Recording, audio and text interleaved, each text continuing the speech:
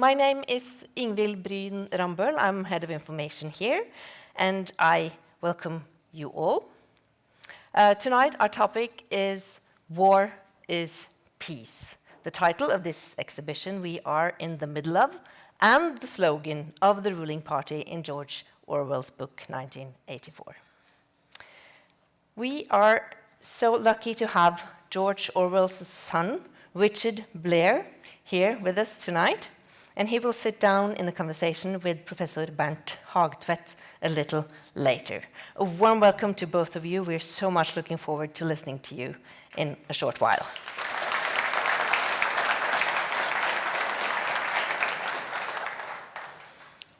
But first, I want to give the floor to my dear colleague, Asle Olsen.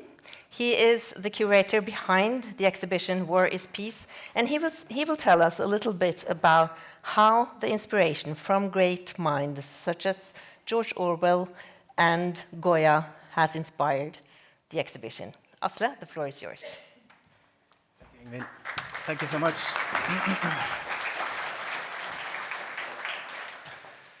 Good evening. The seed for this exhibition was planted in 2019 when I came across a book with etchings by Francisco Goya called The Disasters of War at the Norwegian Nobel Institute. I found it fascinating how Goya was among the first visual artists of his time to openly criticize war. Since then, the exhibition has expanded from Goya's brutal etchings of 19th century warfare to contemporary critiques of propaganda and militarization and alternative ways of thinking. The exhibition borrows its title from George Orwell's 1984, where War is Peace is one of the three chilling slogans of the ruling party, alongside freedom is slavery and ignorance is strength.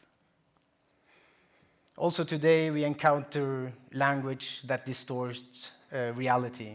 Fake news and propaganda spread rapidly, often fueled by political narratives and social media. This exhibition examines how words and images can be used to manipulate and how this rhetoric can become a threat to both democracy and peace. At the same time, the exhibition raises an essential question: can war ever lead to peace?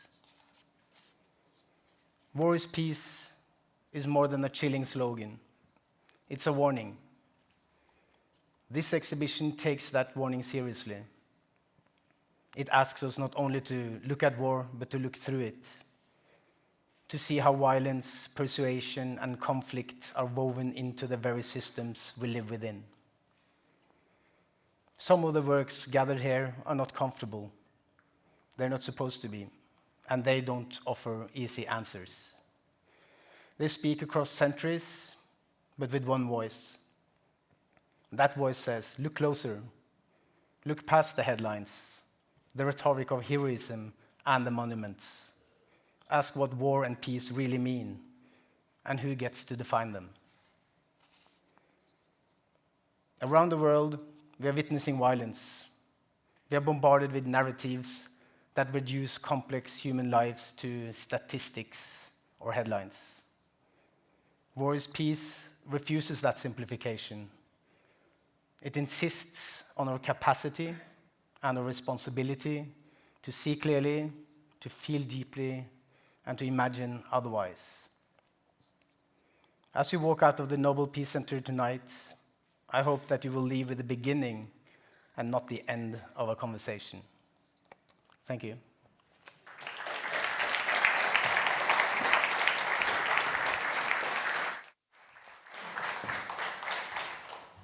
Thank you to Asle, and I hope you all had the chance to enjoy the exhibition. And you can always come back. It will remain until April next year. So, as the only son of George Orwell, whose real name was Eric Blair, Richard Blair has dedicated much of his life to preserving and deepening our understanding of his father's work. He is patron of the Orwell Society and the Orwell Foundation, and tonight he is here with us. Give him a warm welcome.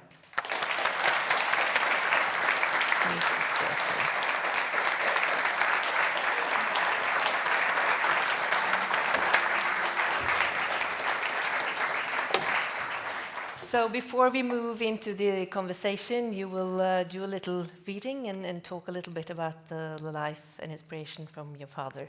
Please, the floor is yours. Thank you very much for your introduction. Good evening, ladies and gentlemen, and thank you for turning out on this slightly chilly night to hear about my father. What I'm going to do is I'm going to talk very briefly about his life, and then I'll do a short reading, and then we will move on from there. My father was born on the 25th of June 1903 in a place called Mutahari in northern Bengal to his mother and father, or his father rather, was the third secretary to the opium department in India, selling opium to the Chinese. Where did we go wrong?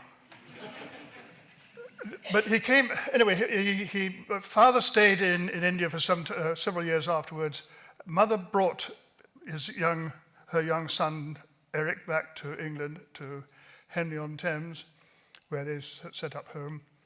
And that's where he grew up, went to school, and went to a prep school on the south coast of England called near Eastbourne.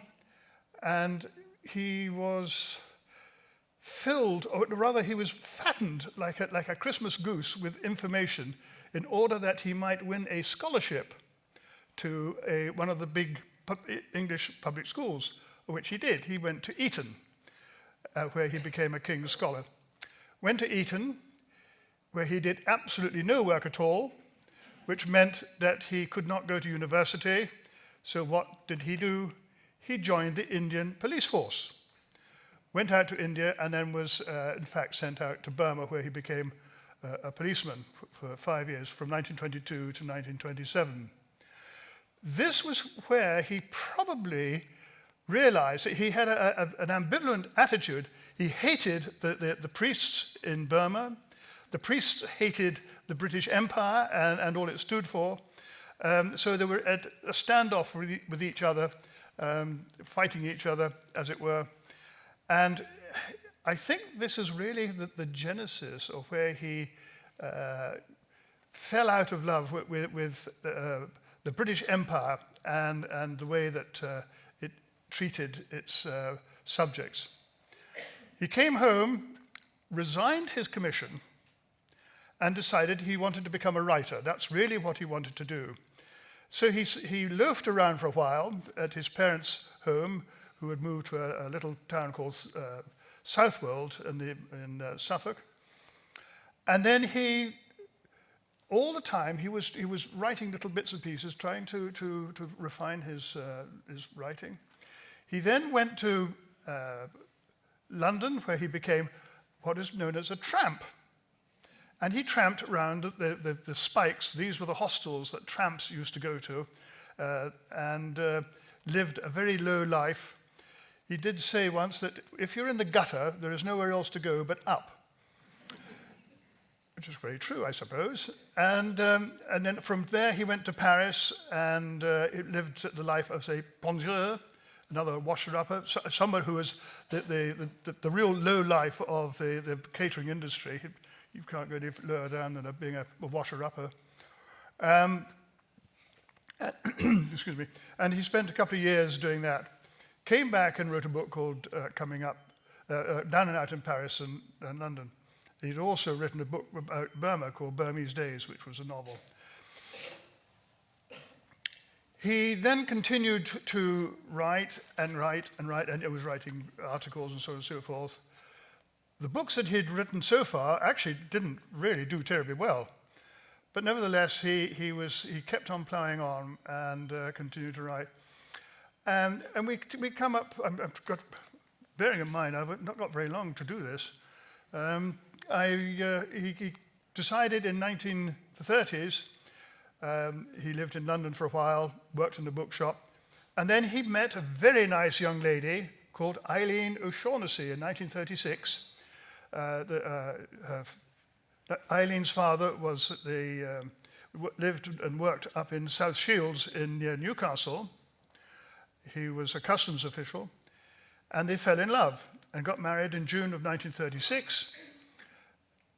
In December of 1936, he decided he wanted to find out what was going on in Europe, and especially in Spain, where a revolution and a war had just started. So he went out ostensibly to write about what was going on, but really he wanted to take sides with the Republicans, and then when he went out to Spain. He fought in the trenches in a place called Alcubierre near Huesca, in about 200 miles west of Barcelona. And he writes about this in a novel called The Homage to Catalonia, which is not a novel actually, it's really a travelogue. And he writes very, very honestly about the life in the trenches and how it was, and he was also trying to understand the politics of what was going on in Barcelona at the same time, which was very, very, when he arrived, all the working people were all working together, all calling each other comrade, and all working harmoniously. And then when he went out to fight in the trenches, he came back, and it all suddenly started going wrong. We had the May Days, the May Day riots, and he was struggling to understand what was happening. And without going into the history of the Spanish Civil War, we could be here all night if we wanted to do that. The factions were all starting to fight each other, the various groups. But anyway, he went back out to the trenches in a place called Huesca, where he was wounded. He stood up one early morning with the dawn in the background, and a sniper stood up, took a pot shot at him, and put a bullet through his neck. Now, if you were hit by a round in modern warfare, and it hit you in the neck, you'd be dead. I should think probably that's the most likely outcome of that encounter. But it didn't kill him. It went straight through, didn't touch anything, missed all his arteries, and nerves, and so on and so forth. Taken back wounded, went back to Barcelona and to recover. This was where he found out that things were going terribly, terribly wrong, and he discovered that the NKVD had decided that the group that he was a member of, the POUM, were outlawed. He was outlawed, and they were looking for him, and they were going to arrest him. The NKVD then proceeded to raid his hotel room, where Eileen, his wife, who had come out to be with him, decided his room was raided by the NKVD, and they took away all his notes, photographs, and so on and so forth. The only thing they didn't take away was passports. Why? Because Eileen was in bed and she was sitting on them. And the Spanish police were gentlemen, and they did not wish to disturb her. And that is how, to cut a long story short, they managed to escape Spain and get out back over the border, disguised as tourists. And he was very lucky because, in fact, consequently, he would have discovered that the NKVD, the Soviets, were going to catch him and probably execute him. It was absolutely probably certain. He then has a bout of TB, and to recover, he goes to Morocco, to Marrakesh, and for 6 months, where he writes his last novel, Coming Up for Air. He didn't like it in Marrakesh very much, but anyway, it was all right. Marrakesh is a very nice city, actually, by the way. I've just come back from there. Going around the places that Orwell visited and lived in. He then joined we're now into the Second World War, joined the BBC as talks producer for the Middle East, or rather India. And he does that for about a couple of years. he rather thinks, working for the BBC, he said that it's a bit like the cross between a girls' school and a lunatic asylum. I think he has been forgiven because he has a statue outside the BBC. Although you don't actually see him if you ever see a shot of the BBC. It's out to one side. So he worked there for 2 years, and the problem was, of course, unlike today, he didn't know really whether he was being received properly or not. And he decided that in 1943, he would probably give up, quite like to do something, carry on writing. He had in his mind, actually, another book. I think also he had in mind, and he had always wanted, a family. He thought he couldn't have children. Eileen had certain problems, but anyway, he decided that he persuaded Eileen that they ought to adopt a child. And so, in 1944, June the 6th, which is a historical day, actually, because that was the day of the landings in Normandy. On June the 6th, I was officially adopted, legally, by the way, quite legally. A lot of adoptions in the Second World War were just simply hand to mouth. But I did have papers to prove that I was their child. And I was born I had been born on the 14th of May, 1944. So they then had a child. There was little me. Sadly, my mother developed problems. She went up to Newcastle, which was her home town, home city, to have an operation. She was going to have a hysterectomy. Probable that she had cancer. She went under the anesthetic, and the moment she went under the anesthetic, she had a heart attack. So that was in March 1945. I was 10 months old, and now my father, who was in Germany at the time, sent out there by a very good friend of his called David Astor to go and report to his newspaper, The Observer, what was going on in Germany. So he had to rush back, organize the funeral, and he was so distraught that he made arrangements for me to be looked after, and he went back to Germany to finish off what he was doing. And he came back and then made more arrangements for me. But I think the point is that my father was absolutely determined to hang on to me. When Eileen died, my mother, people said, "What are you going to do with the child? Are you going to unadopt him?" And he said, "Absolutely no. He is my son, and I will keep him. And I will do whatever I can to hang on to him." And he did. He was an extraordinarily good father, by the way. He could bath me, wash me, feed me, play with me. He could do all the things that a mother could do, and that was unusual for the times at that time, because generally speaking, fathers didn't take too much interest in such matters. Anyway, excuse me, by 1945, he had decided he wanted to go to his island in the Hebrides.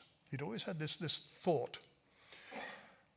His great friend, David Astor, again said, "Well, look, we have an estate up in the west of Scotland on a little island called Jura." So he went up there for a holiday, liked it so much, he came back, he said, I'd like to stay here, and I'd like to rent somewhere. And he rented a farmhouse called Barn Hill. In 1946, he moved in, and I followed very soon afterwards, and his younger sister, Avril, came up to look after the house. And this is where he wanted to write his last... Oh, by the way, I may go back. Just before his wife died, he had just finished Animal Farm. And Eileen had given him an awful lot of help, by the way, in writing this book. And he had a great deal of trouble getting it published because everyone said, "Oh, it's a bit anti-Stalin, isn't it?" And he said, "Yes, it is. But Stalin is our friend." He said, "No, he isn't." But nevertheless, eventually he got it published. So he now has it published, but sadly Eileen doesn't see it. He then moves up we now move up to Jura, where we continue the story. And he now wants to write what became 1984. Through various bouts of tuberculosis, which he had to go into hospital for, in 1947, he spent seven months in hospital in Glasgow, right through to 1948. And we have all sorts of adventures. I won't go into them now, but so I'm rather conscious of time. We could be here all night.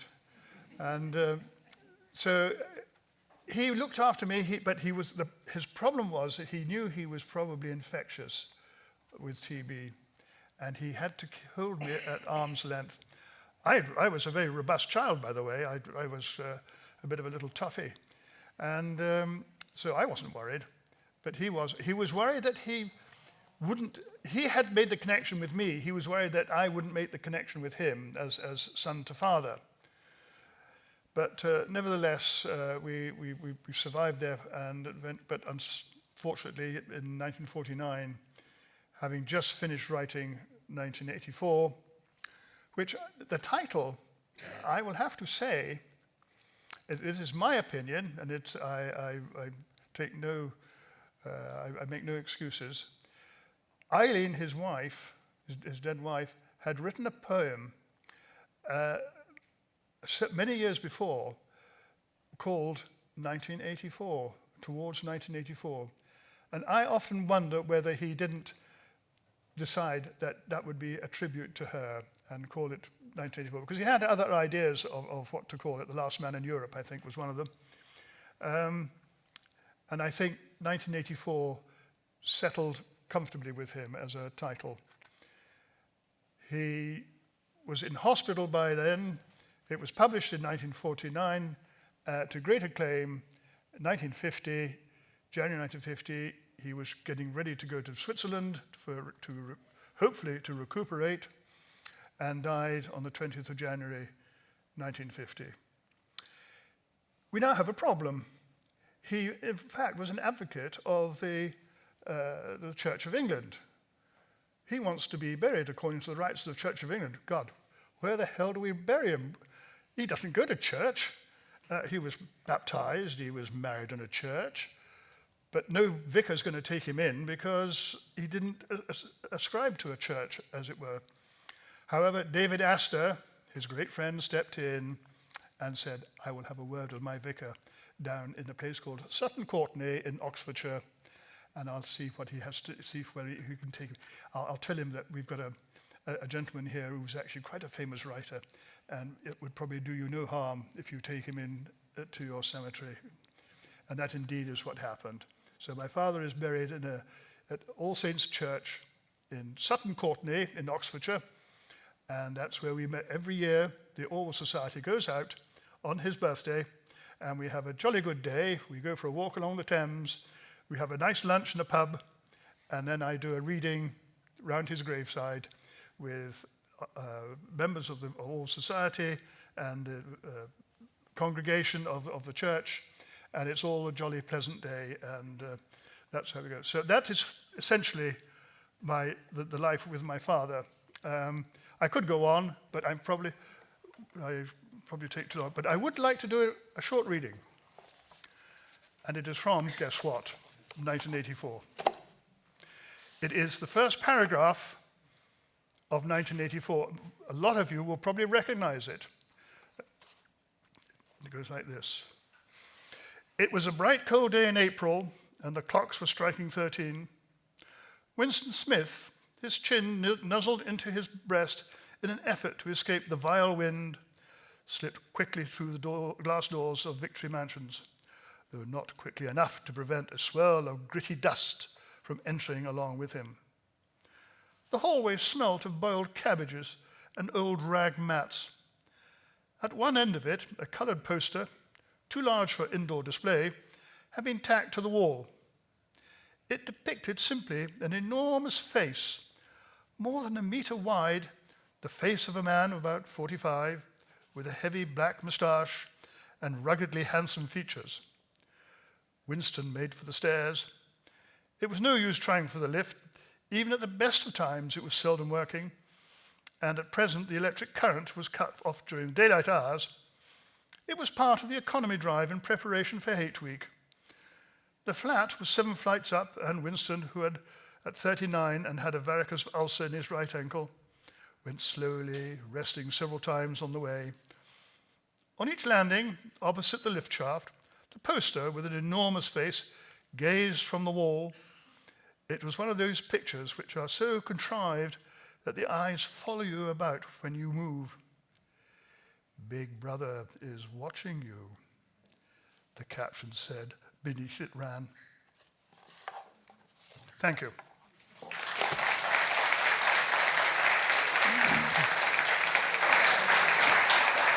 Thank you.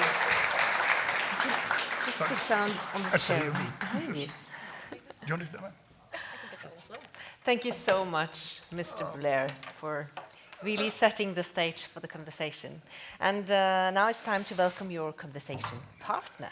Many of you may know him as a prominent public commentator in Aftenposten, one of Norway's largest newspaper, where he regularly brings insight and sharp analysis on contemporary debates. He's a professor emeritus and in political science at the University of Oslo, known for his lifelong research on totalitarianism, human rights, and extremist ideologies. So I believe you two have a lot to talk about, and I leave the floor to you. Good, thank you. Thank you.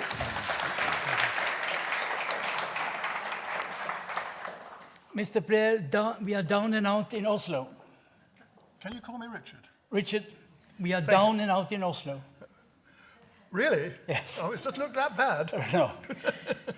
In 1937, your father was in Huesca, was wounded in Huesca, but he was also serving in Aragon. And I may like to tell you that my father was not far away. He was a doctor in the Spanish Civil War, serving in the Norwegian-Swedish hospital in Alcoy. I don't think he ever met your father, but he was at the same time. He was born in 1904, your father in 1903. Yes. So, and he served as a doctor, yeah. But then I read in the Daily Telegraph some years ago that you had been active preserving the trenches in which he served. Are the trenches in Aragon still in existence? Yes, indeed they are. A journalist come historian called Victor Pardo took up the mantle some years ago, about at the turn of the decade, in 2000. And he was a great Orwell fan, and he found that the trenches outside Alcubierre, where he discovered by reading that's where Orwell had been. Yeah. And he actually restored some of the trenches, and they are there to be seen, and it's on what they call the Route de Orwell. So it has an Orwellian thought to it. And this is, as a society, we go there every second year, and we go and we look at the trenches, and we see where my father was standing looking at the opposition across the valley. And a very boring time he had with it, but it was a disgusting time in the sense that trenches, the world over, are revolting places. Yeah.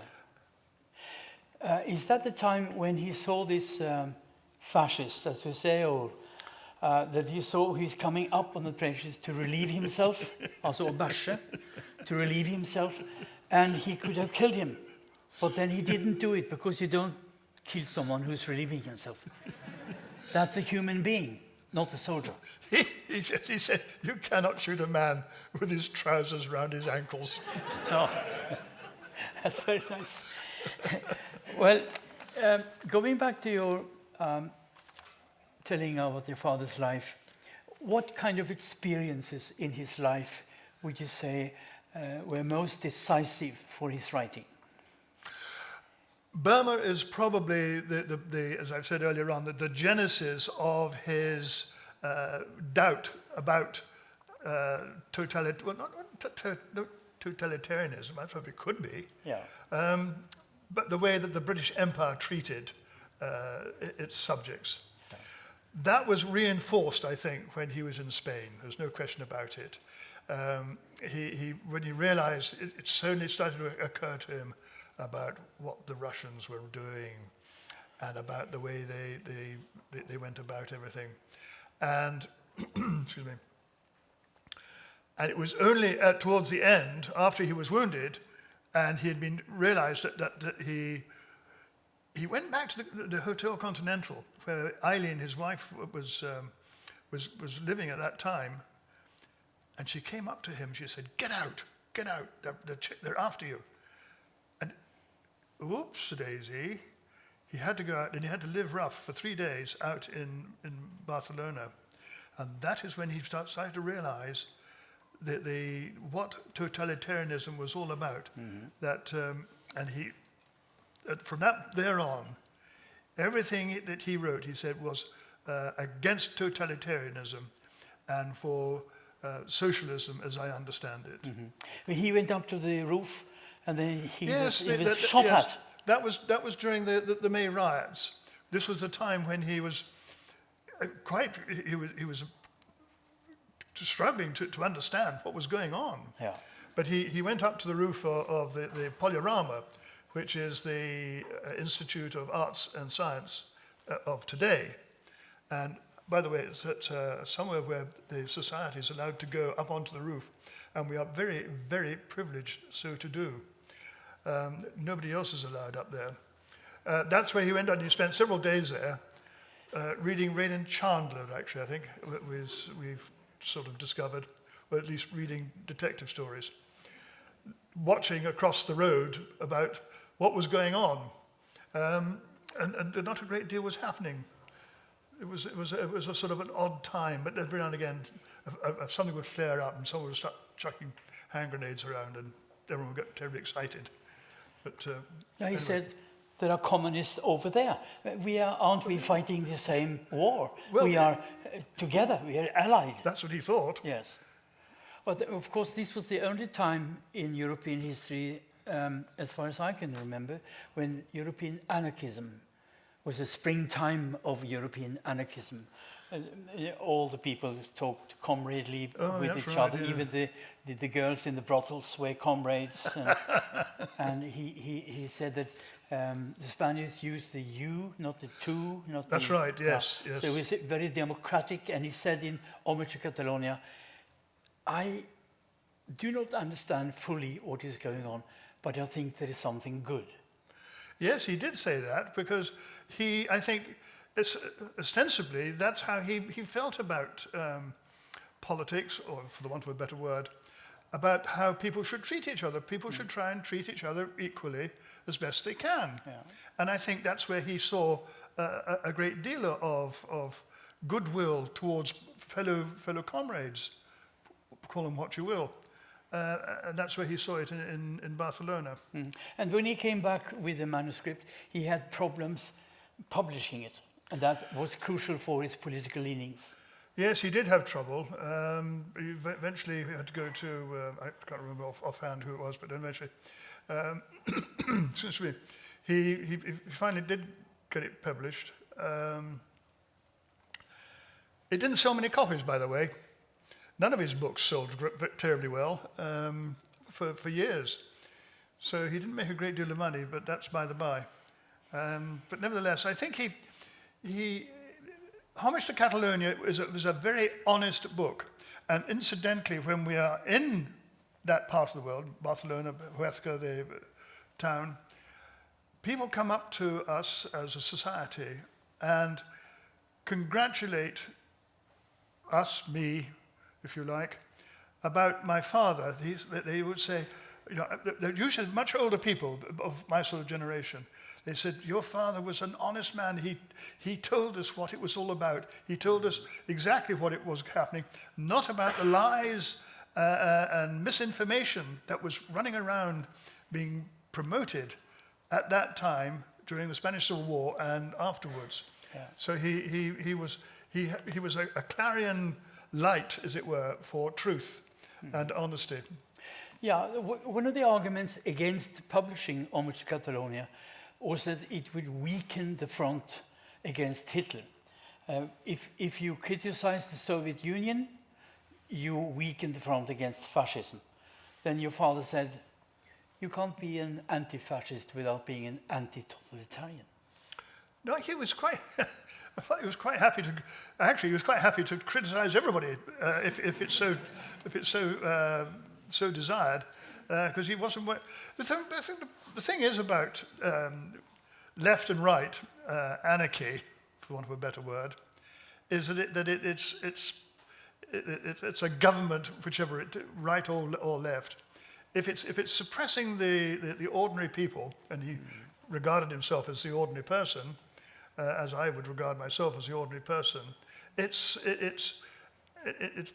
anarchy. It's totally again your rights. Yeah. Well, he said, if you refrain from criticizing the Soviet Union, you are confronted with a slippery slope. You're suppressing facts about the Soviet Union in order to strengthen the front against fascism. But he was against that. Truth will always prevail. He wanted the truth to prevail regardless of opportunistic motives. That was really his watchword, was truth. He understood exactly what was going on in the Soviet Union, that a lot of people, intellectual left-wingers, preferred not to understand. Yeah. It was of the greater good, that they just didn't want to know what was going on. My father knew exactly what was happening in Russia. He realized the terrible pogroms that were going on, the millions of Russians that were being slaughtered every day. Well, not every day, but millions of Russians that were slaughtered. Excuse me. So he cut right through all this nonsense that some of his so-called academic friends preferred not to understand. Mm-hmm.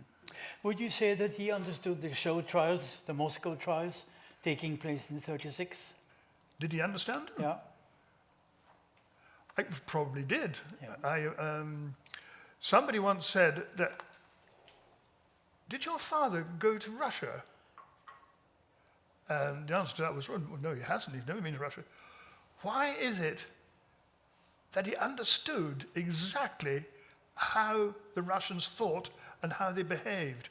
He said, because he got it down to a T. He's got it absolutely right. I think that actually was a young lady, well, she's a member of our society called Masha Karp. She said, and she's Russian through and through, and she said, your father was almost been as though he had been to Russia and understood what was going on. Yeah. We have testimony from Czeslaw Milosz, the Nobel Prize Polish poet, who wrote The Captive of the Mind, and Ivan Klima, a Czech dissident. They couldn't understand that it was possible to write such a book without having lived under totalitarianism. Yeah, that's quite right. That's right, yeah. And yet he did. Yeah. And on the basis of his reception or his problems publishing Homage to Catalonia, he developed a deep-seated skepticism towards intellectuals. Could you say something about that? He did rather, yes. Rather unkindly, I fear. But he did have a bit of a... He tended to categorize people slightly. I'll come back to that later. But intellectuals he categorized as being sort of left-wing, homosexual mamby-pambys. Juice drinking. Juice drinking. Yes. Yeah. Oh God, juice drinking, sandal wearing, which I think was a little bit unfair. Yeah. But nevertheless, I mean, he described booksellers as being fascists. Yeah.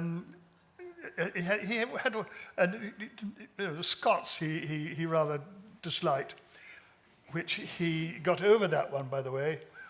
Towards the end, he decided that the Scots actually were really quite a good race. They were being, if you could just get rid of, this is when he was living in Scotland.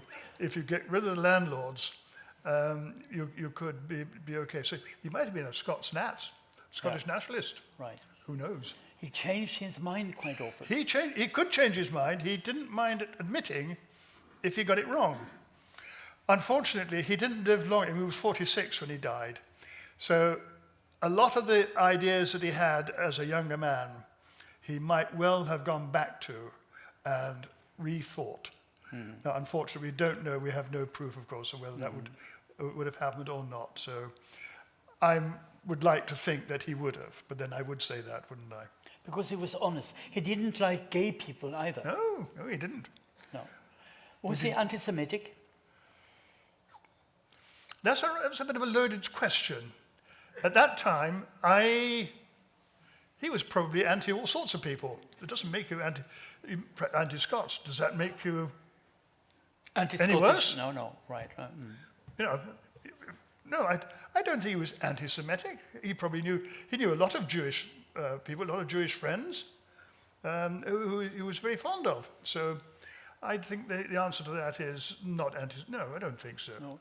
And the list he made shortly before he died, being visited from a representative of the MI5, he arranged a series of lists of people who could not be trusted in case of a Stalinist invasion. But you said earlier we talked that he changed his mind about many of these people he handed in. He did indeed. Yeah. Although he didn't change his mind about one or two of the ones that, like Smollett, who was probably a communist. But he went through this list because he was asked to by a very good, a rather lovely young lady called Celia Kerwin. And he wrote this list probably rather too quickly, I think, which is why he went back over it. I mean, one of the people he criticized as being a bit of a, was Lady Cunard. And he went back and said, no, I don't think she is. I think she's just stupid. Yes. There we go. But in all seriousness, I think he would have gone back to that list maybe a few years later and re-looked it and changed his mind. So he was capable of having his mind changed. He did not have fixed ideas. He had the power to confront unpleasant facts. He did. So he would have changed because he was devoted to this kind of honesty. Because he was such an honest man, I think he would, you know, some thought that he thought was with him all through his life, it might suddenly think, well, hang on a minute, I think I made a mistake here. I think I'm going to have to backpedal and change my mind and if not apologize, take a different stance and explain why. Richard, we must face the question of the contemporary relevance of your father's work. I know it's difficult, it's not easy, but Vladimir Putin and Xi Jinping, what do you think your father would think about them? There's a short answer to that one. I have absolutely no idea. But having said that, I always then break my own rule because you have to have some sort of thought.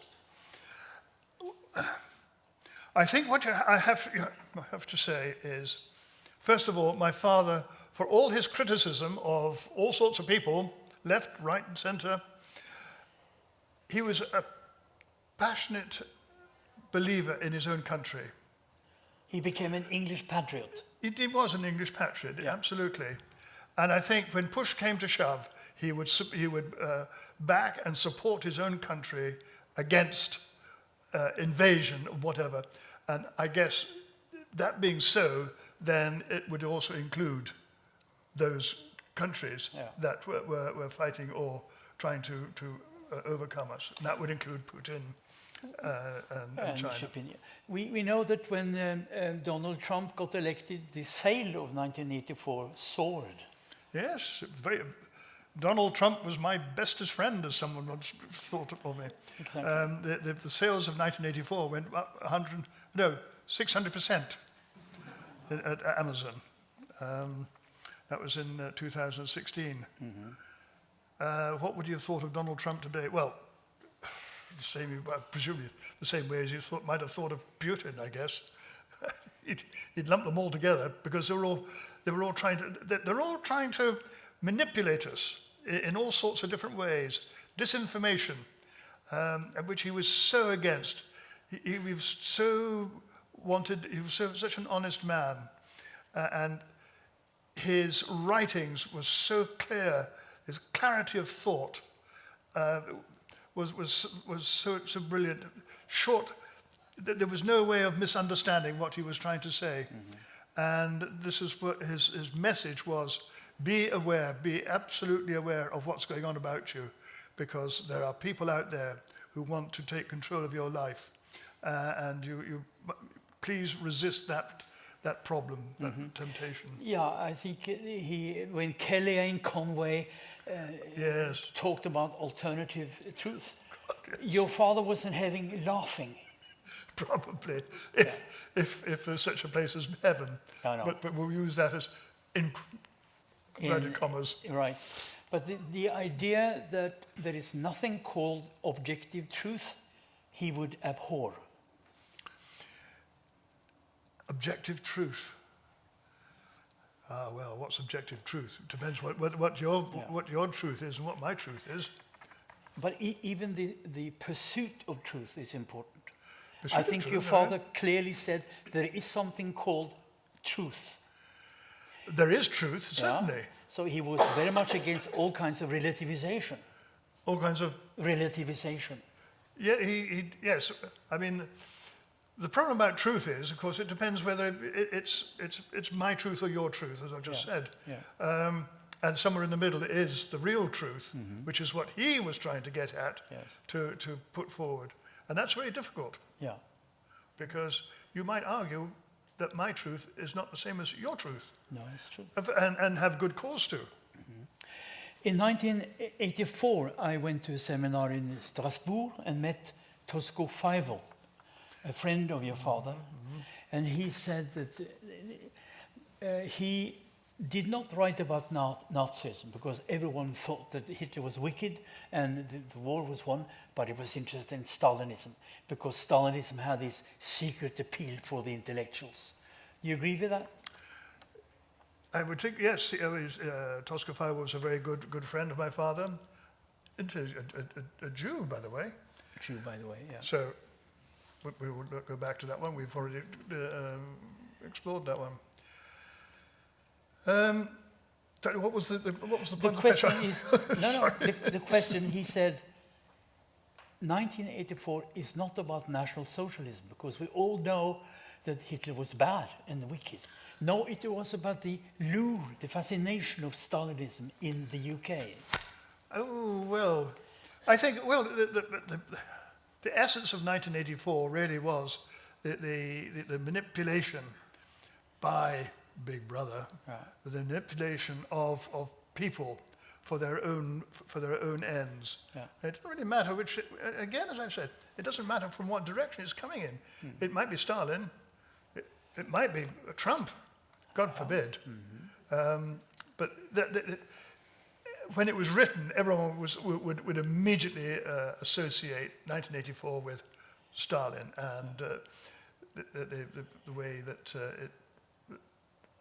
it worked. Now, in the present-day dictatorships, we don't have much hate weeks. I would say that the East German dictatorship, the SED dictatorship, came very close with hate weeks. But people have argued, no, we don't have hate weeks, but social media are very akin to hate weeks. Is it ever?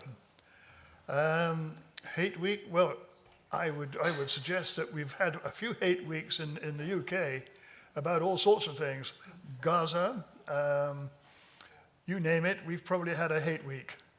It's actually quietened down for the moment because they're trying to, the woke, how dare I say it, I'll probably get crucified for saying this, are probably trying to dream up something else to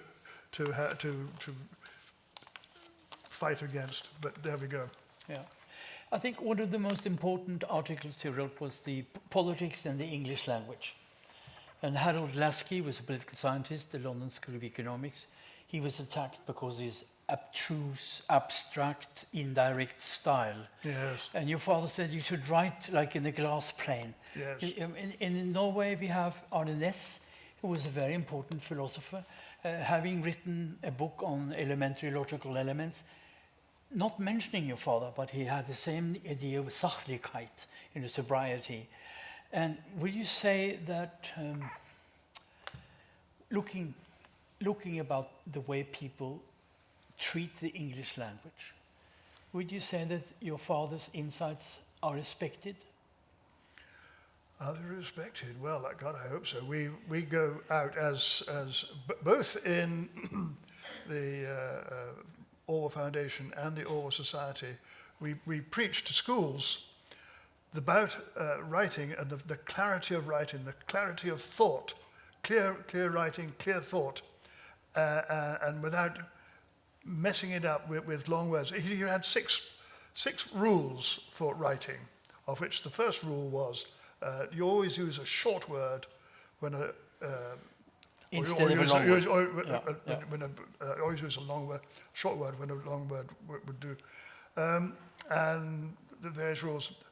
But he did say that the end... No adjectives. No adjectives, no foreign phrases. Yeah.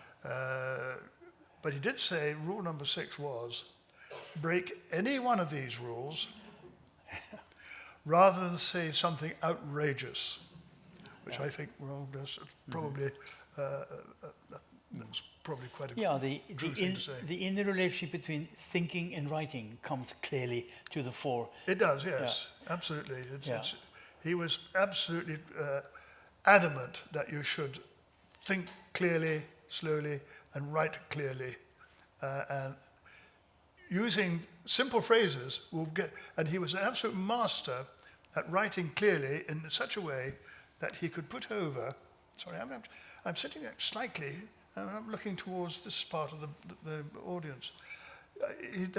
He could write very succinct English that everybody could understand, and there was no question of any ambiguity.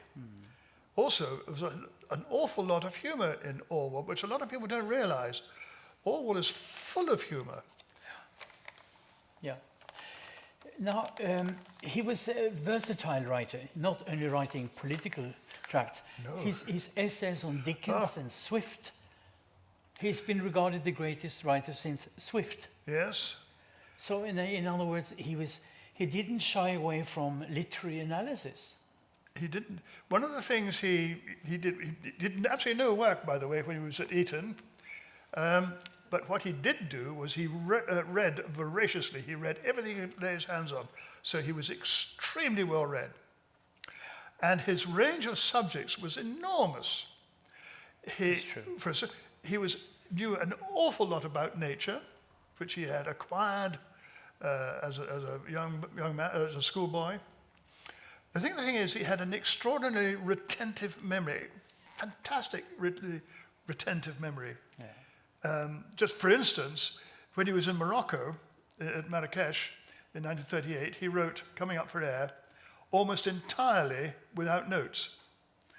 And that's an extraordinary, and he had huge amounts of technical detail in that book, which he was able to churn out. Mm-hmm. There was another part to your question which I've lost. Forget it. Forget it. I would say I said that he went into literary analysis in the book, and you went on to say that he knew a lot. He also knew a lot about English literature. Yes, he did. Yes, yes, and he could. He had a huge range of subjects that he could talk about as I please. He could churn them out once a week. He would churn out some diverse piece of copy that was, like the thoughts of a common toad. Hang on, thoughts of a common toad. What the hell was that about? A columnist. He was a columnist. A columnist. Yeah. Yes. Yeah. He would choose a little subject and write about it in a wonderfully humorous way. Yeah. Would you say there are aspects of his life that are not appreciated today? Oh, well, yes, there's a lot of criticism. You could criticize anybody if you want to. But there are people who thought he was a bit of a misogynist. Unfaithful? Possibly. I won't answer that question one way or the other. Was he unfaithful? Well, oh God, what should I dare I say this? When they were married, Eileen and he decided they would have a relatively open marriage. I think his marriage was slightly more open than Eileen's was. I know that at one point she told him, for Christ, oops, not going to say that, about a young lady that he was talking about or writing to. I think she said, right, that's it, enough's enough. Misogyny, was he anti-female? No, he was. Actually, that's a lie, because he liked the company of good-looking women, but he liked the company of women who had something to say that were his equal, intellectually speaking, his equal. And Eileen, his wife, was his equal, intellectually speaking, without any question at all. And they were devoted to each other in their own eccentric sort of way. And you have been criticizing Anna Funder's work on Eileen. You think that Anna Funder, who has written a very good book on DDR, by the way, that she underestimates Eileen? Oh, completely. Yeah. I'm sorry to say. For whatever reason, I don't know. Well, the first thing she does, it gets my father's birthplace wrong. Secondly, she gets the time he spends in India wrong. Yeah. She gets all sorts of facts wrong, which are easily checked. All right, okay, fair enough. But she takes Eileen's side on. Oh God, I don't really want to go down this road because I don't like the book, but nevertheless I'll have to say it. She just doesn't understand the dynamic between Eileen and my father. She takes some of the negative aspects of their relationship and turns it into a positive. Like when they live in Wallington, this little cottage that he lived in, which I sometimes described as, I'm just diverting here slightly. When he went to it, apparently it didn't have much in the way of anything, but it had running water down all four walls. But this Funder woman criticizes my father because he said, I'm going to go and write. So she said, well, Eileen says, well, I'll have to go and clean the dunny, as it might call it, the outside facilities, which was somewhat quite not very pleasant.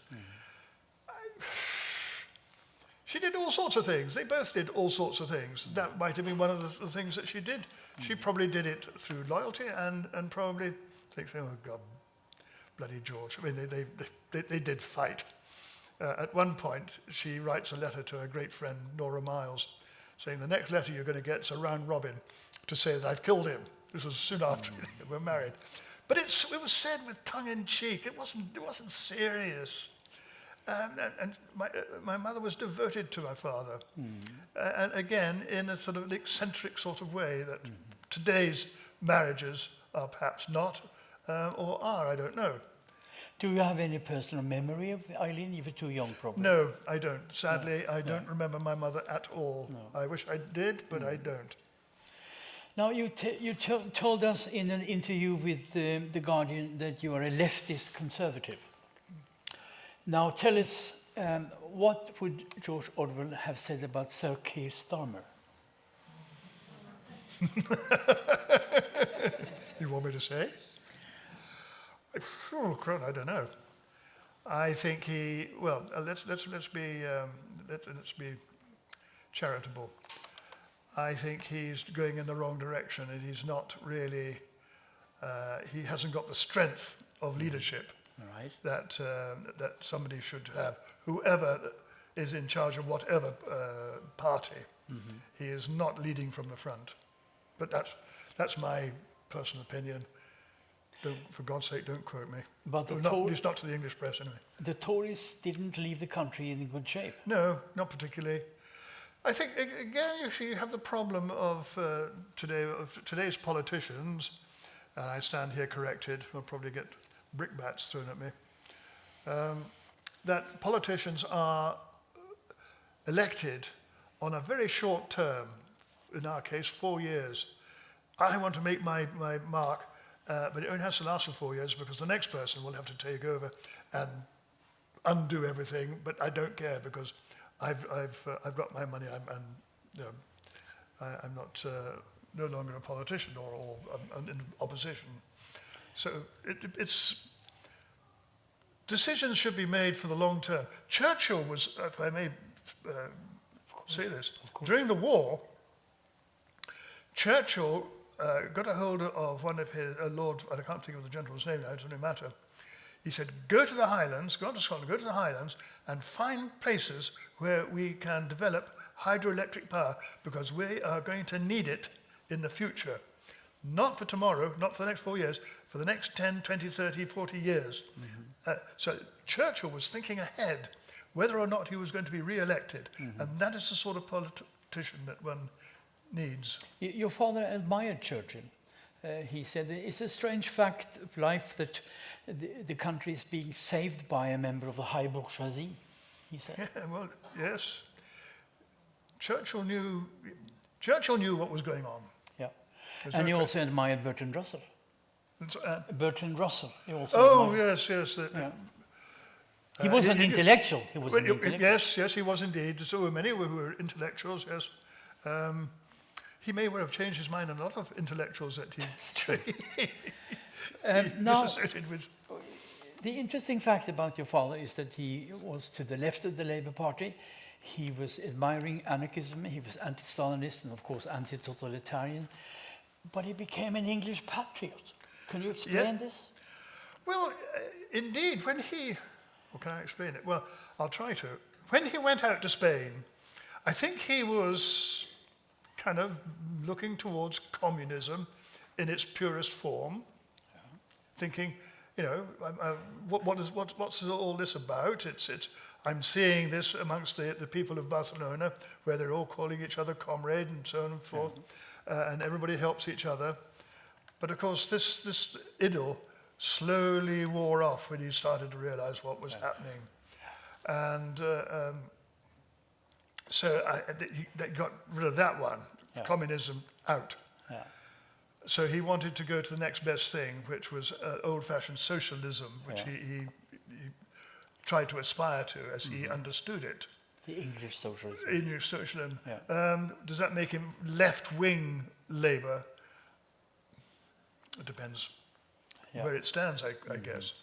I said that there's a similarity between Willy Brandt and George Orwell because both aligned themselves to a left party, to the left of the Labour Party.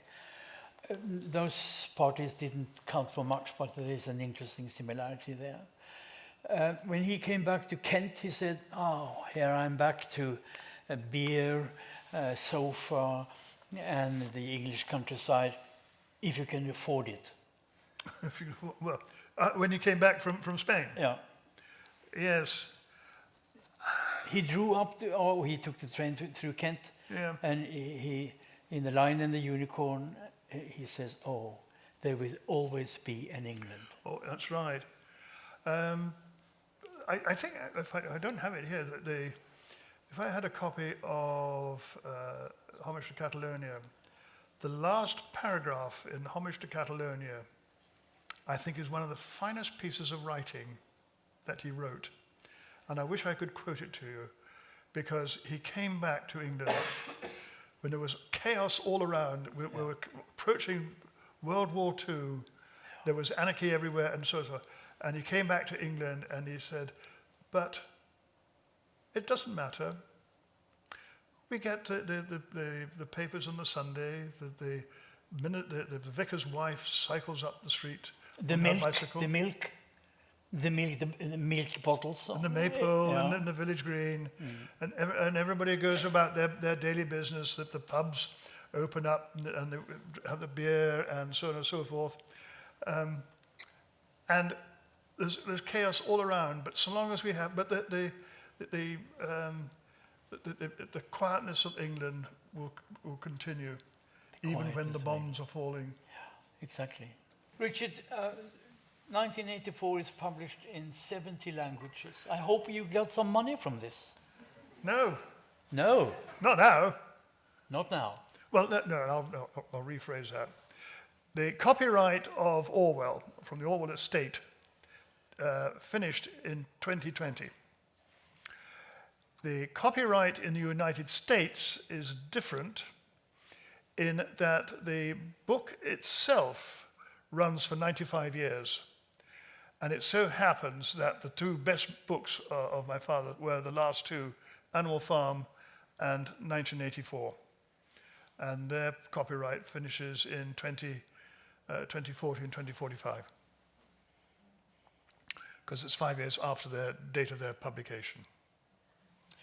I would thank you for this wonderful encounter with history. And please come back. Well,